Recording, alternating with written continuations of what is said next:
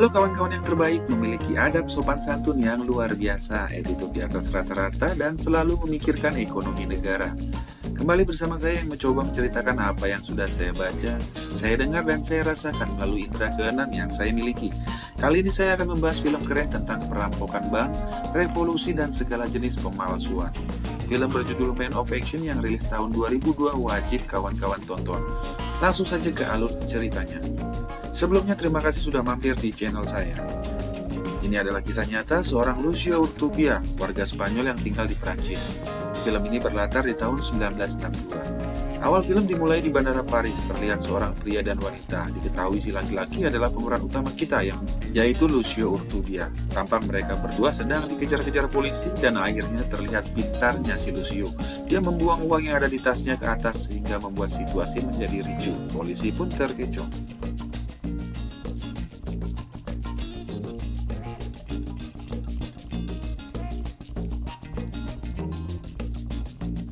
Scene mundur ke 20 tahun ke belakang yang menunjukkan masa Lucio kecil yang serba miskin di sebuah desa. Sang ayah sedang sakit keras, lalu sang ayah berpesan kepada Lucio bahwa kau tahu apa yang harus kau lakukan anakku. Lucio malah ambil pisau pergi ke bank. Dia minta pinjaman ke bank tapi nggak dikasih. Akhirnya Lucio nodongin pisau ke manajer banknya, tapi Lucio sendiri malah ngompol. Dan inilah perampokan bank pertama Lucio yang gagal. Lucio pulang dan mendatangi kakaknya, lalu dia menangis dan tidak tahu harus berbuat apa. Sang ayah pun meninggal dunia. Lucio dan kakaknya harus berpisah. Sang kakak harus mencari pekerjaan di Paris, dan Lucio harus mengikuti wajib militer di negaranya. Sang kakak pun mengatakan kepada Lucio, setelah wajib militermu selesai, temui aku di Paris. Scene loncat kembali ke 10 tahun kemudian. Lucio baru saja sampai di kota Paris, berjalan terus dan mencari alamat sang kakak. Sesampainya di rumah kakaknya bertemu dengan sang kakak dan juga suaminya yang bernama Edi. Lucio meminta pekerjaan, dan sang kakak ipar menawarkan pekerjaan menjadi kuli bangunan. Dengan senang hati Lucio menerima pekerjaan tersebut. Saking semangatnya kerja, Lucio sampai diomelin sama teman kerjanya yang bernama Ipul. Slow aja coy kerjanya, jangan sok keras. Kita jadi kelihatan males kalau lu nya rajin banget. Lucio ngelawan, urus aja urusan lu bang. Emang gini gua kalau kerja. Yang tadinya ribut, Lucio malah berteman dengan 3 orang tadi yang sebut saja namanya Ipul, Wandi, dan Manhuri. Ternyata ketiga orang teman baru Lucio ini bukan kuli bangunan biasa. Mereka adalah seorang revolusioner yang membangkang terhadap pemerintah, ingin menghancurkan sistem, yang kaya tambah kaya, yang miskin tambah miskin. Mereka menyebut kelompok mereka sebagai paham anarkis. Manhuri mengajarkan apa itu paham anarkis kepada Lucio. Kau harus memilih paham anarkis, komunis, demokratis, dan sebagainya. Setelah dijelaskan, paham yang paling cocok untuk Lucio adalah anarkis, karena anarkis tidak suka diperintah dan selalu melawan, membangkang untuk sesuatu yang tidak benar menurut mereka. Kampanye mereka akhirnya ketahuan polisi dan mereka baku hantam dengan polisi setempat. Disinilah awal paham anarkis Lucio yang akan membawa dia menemukan jati diri dan akan menjadikan apa dia ke depannya. Kini Lucio menjadi sahabat Ipul, Mandi, dan Manhuri, sesama tukang bangunan yang memiliki sisi lain di kehidupannya. Kemudian Manhuri mengenalkan Lucio kepada seniornya di revolusioner anarkis, orang yang sangat berpengalaman bernama Agus. Lucio diminta menemani dan menyiapkan segala keperluan Agus. Lucio pun mengajak Agus untuk tinggal di apartemennya. Agus membawa banyak senjata dan minta bantuan Lucio untuk menyembunyikannya. Mereka pun berkenalan. Agus mengenalkan namanya adalah Agus Doble. Agus Doble sudah terkenal sebagai perampok bank yang handal dan terkenal. Dia melihat Lucio memiliki potensi dan mengajaknya beraksi untuk merampok bank bersama. Perampokan pun dimulai. Mereka mengintai sambil ngopi depan bank. Mira, Nano, hacer en honor a tu padre. ¿Qué te parece?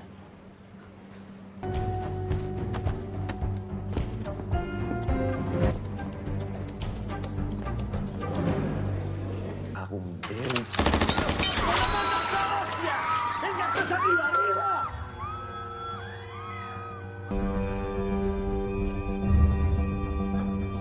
Recuerda que aquí los ladrones son ellos. ¿Sí? Venga, tira atrás. ¡Rápido, hostia! ¡El dinero!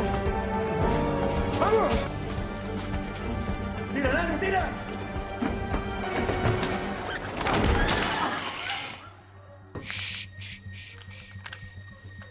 ¿Saúl? ¡Venga, venga, venga, venga! ¿Qué hacemos? ¿Cogemos el metro? Si tenemos dinero de sobra. Lucio seperti pertama ngompol di bank. Perampokan itu kusut dan rungkat, namun mereka berhasil. Agus Dobleh menjelaskan bahwa uang rampasan dibagi 3. Bagian pertama untuk pejuang anarkis lokal, bagian kedua untuk kawan yang dipenjara dan keluarganya, bagian ketiga untuk mereka yang melakukan aksi. Perampok bukan sembarang perampok, prinsip mereka, bank adalah perampok utama yang halal untuk dirampok kembali. Aksi selanjutnya untuk perampokan bank dimulai. Ipul direkrut kali ini untuk menjadi driver.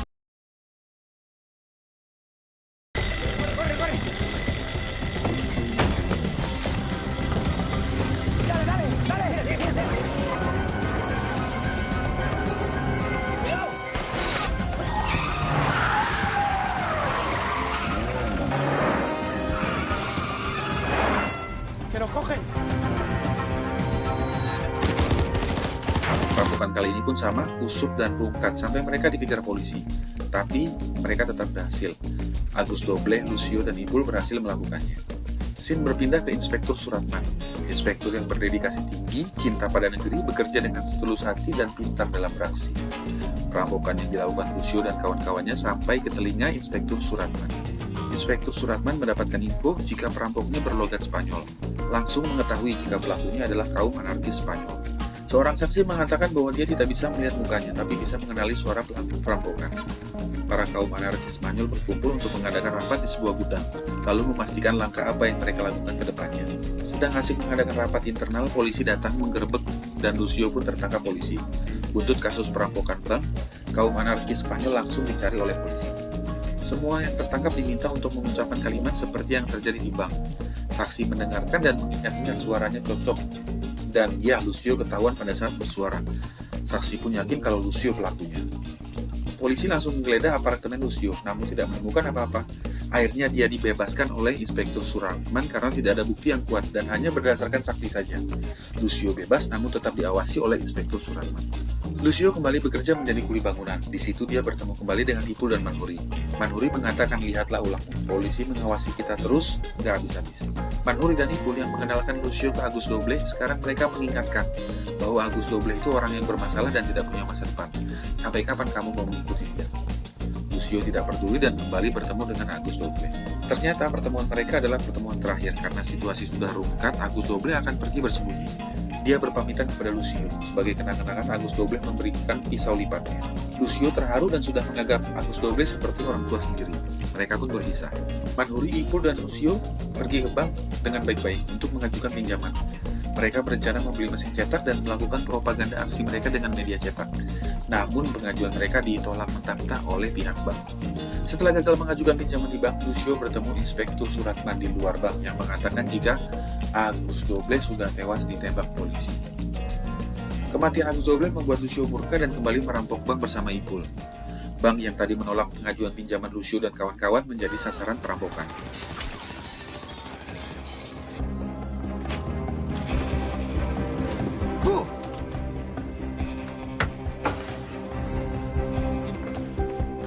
Duit hasil rampokan gak cuma buat beli mesin cetak, tapi sekalian dia beli kantor percetakan. Di sini mulai pecah kongsi antara Lucio dan Ipul dengan Manhuri.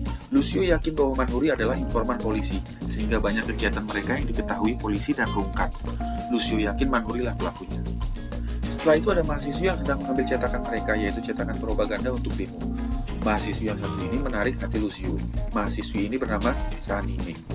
Lucio tertarik kepada Sanime. Sanime mengundang Lucio untuk ikut berdemo di kampusnya, menentang kampus dan juga pemerintah. Lucio datang ke kampus Sanime dan melihat Sanime sedang berorasi. Lucio suka dengan gaya Sanime dalam berorasi. Lucio berpikir bahwa Sanime orang yang pas diajak berjuang bersama untuk revolusi. Mereka pun bertemu dan berbincang. Banyak kecocokan juga di antara mereka. Akhirnya Sanime pun bersedia diajak bergabung oleh Lucio untuk berjuang bersama dalam mencapai revolusi. Lucio mengenalkan jati dirinya sebagai pejuang revolusi dan juga merampok bank untuk memuluskan aksinya. Sanime tidak masalah dan menerima. Mereka pun menjadi sepasang kekasih.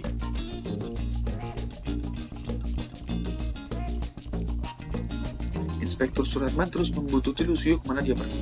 Termasuk lagi pacaran sama Sanime pun masih terus dibuntuti sampai akhirnya dia ketemu sama komandannya. Dan sang komandan gerah ngomel-ngomel ke Inspektur Suratman karena urusan perampokan bank ini nggak selesai-selesai dan pelakunya tak kunjung tertangkap.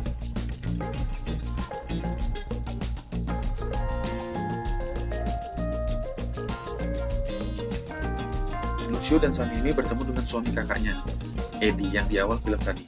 Eddie sedih habis di PHK oleh perusahaannya. Lucio tahu Eddie punya kemampuan lebih dalam hal percetakan. Lucio pun mengajak Eddie untuk bergabung di percetakan yang baru dia beli. Lucio meminta Eddie untuk memalsukan uang dolar. Tujuan Lucio kali ini ingin menghancurkan Amerika sebagai tindakan revolusinya. Hal yang paling mudah menurutnya adalah mencetak uang dolar sebanyak-banyaknya untuk menghancurkan ekonomi Amerika, tentunya dolar palsu. Eddie pun memulai pekerjaannya mencetak uang dolar di tempat percetakan Lucio. Lucio dan Sanime mencoba uang palsunya ke bank dengan menukarkan dengan mata uang Perancis, dan hasilnya dolar mereka sempurna dan mirip dengan aslinya. Ini tahun 1962, belum ada teknologi canggih, bahkan CCTV pun belum ada. Mereka membagikan hasil kerja nipunya kepada orang-orang yang tidak mampu. Perampok dan penipu yang berhati mulia. Sanime pun memberikan kabar bahwa dia sedang hamil, dan kembali terungkap bahwa di sini Manhuri memanglah informan bagi Inspektur Suratman. Dengan idenya, Lucio nekat mendatangi kedubes Kuba di Perancis.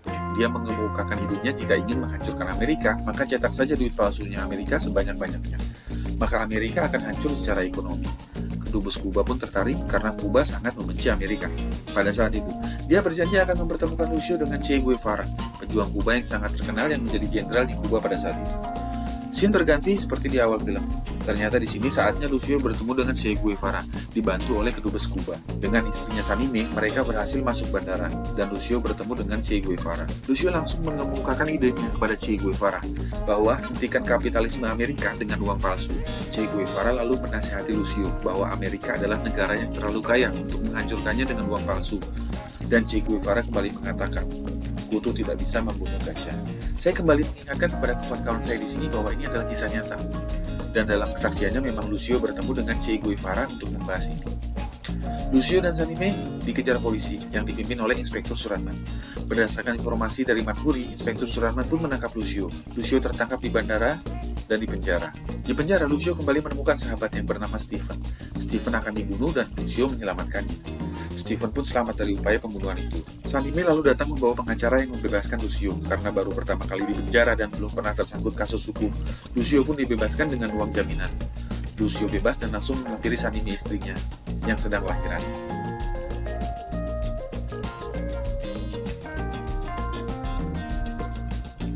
Scene berlanjut 8 tahun kemudian. Lucio kembali bekerja sebagai kuli bangunan.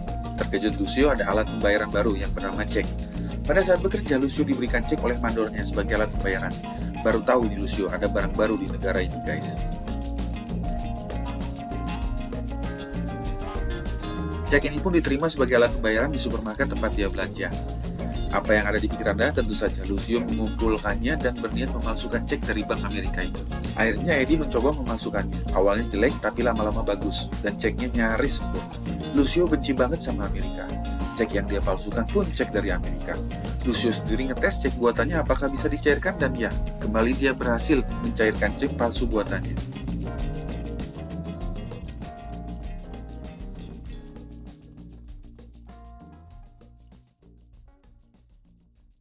Supaya cepat mendapatkan banyak uang, Lucio mengumpulkan pasukannya dan menyebar semua cek ke penjuru cabang Bank Amerika untuk mencairkan ceknya di hari yang sama dan di waktu yang bersamaan, supaya kemungkinan pihak bank sadar bahwa itu palsu di waktu yang sama saat Lucio dan pasukannya sudah berhasil mencairkannya. Pencairan cek berhasil dan Lucio mendapatkan banyak uang untuk dibagi seperti biasa.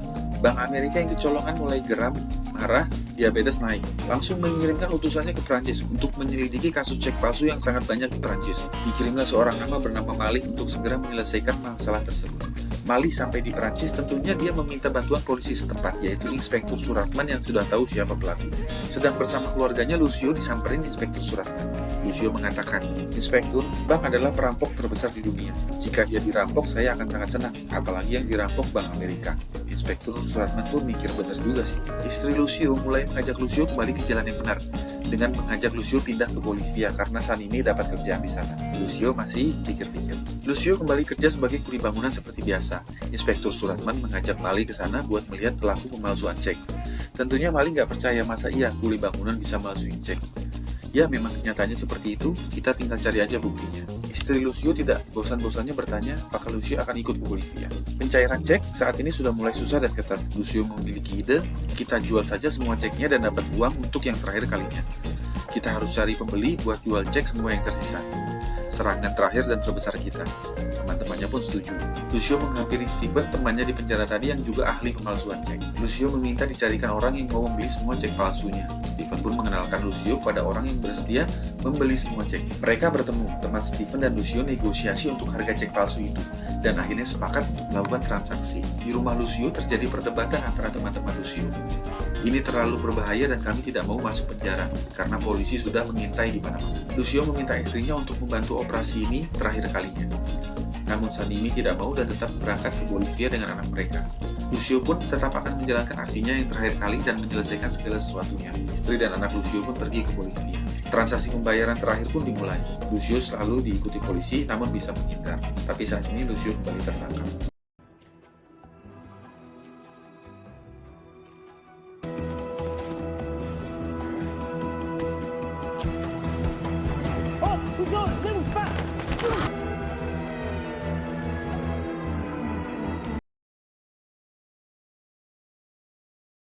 Di penjara, terungkap bahwa Steven pengkhianat yang melaporkan transaksi itu berlangsung.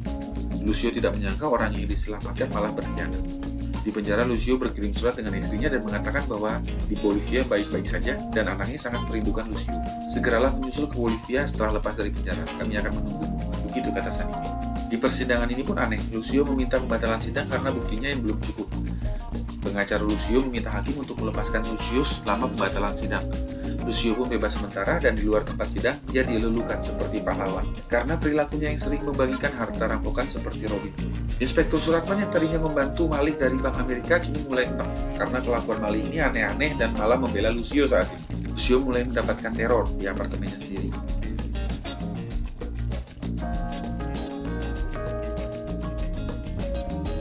Pengacara Lucio datang mengabarkan bahwa sidang lanjutan akan segera tiba. Pengacara mengatakan Lucio bisa terkena hukuman 5-12 tahun. Paniklah Lucio. Lucio mendatangi Inspektur Suratman karena dia mengira teror yang terjadi pada Lucio itu adalah ulah Inspektur Suratman. Tapi Inspektur Suratman mengatakan tidak meneror Lucio. Lucio sudah tahulah siapa orangnya. Inspektur Suratman lalu mengatakan, Lucio, kita telah bermain bersih selama 20 tahun ini. Dan kini mereka datang, mereka berpikir bisa melakukan segalanya. Lucio, jangan biarkan mereka lolos. Inspektur Suratman malah menyuruh Lucio buat melawan Malih dan Amerika. Cek palsu kembali beredar, kali ini nggak cuma di negara Prancis, tapi juga di negara Meksiko. Cek palsu beredar dengan jumlah yang sangat banyak. Makin pusinglah si Malih. Dia tahu ini pasti ulah Lucio. Di telepon umum, Lucio menelpon keluarganya. Keberadaannya terlacak dan dia kembali ditangkap polisi.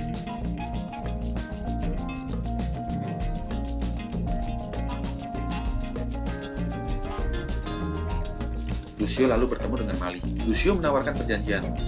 Percuma Pak Malih nangkap saya, karena peralatan dan plat buat nyetak cek palsu masih beredar di luaran sana.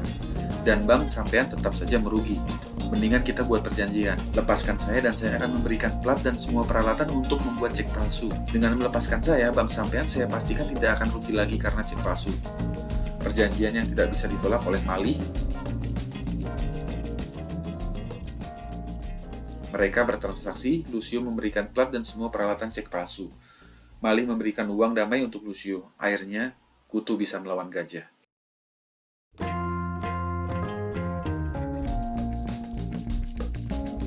Lucio sampai di Bolivia dan bertemu keluarganya.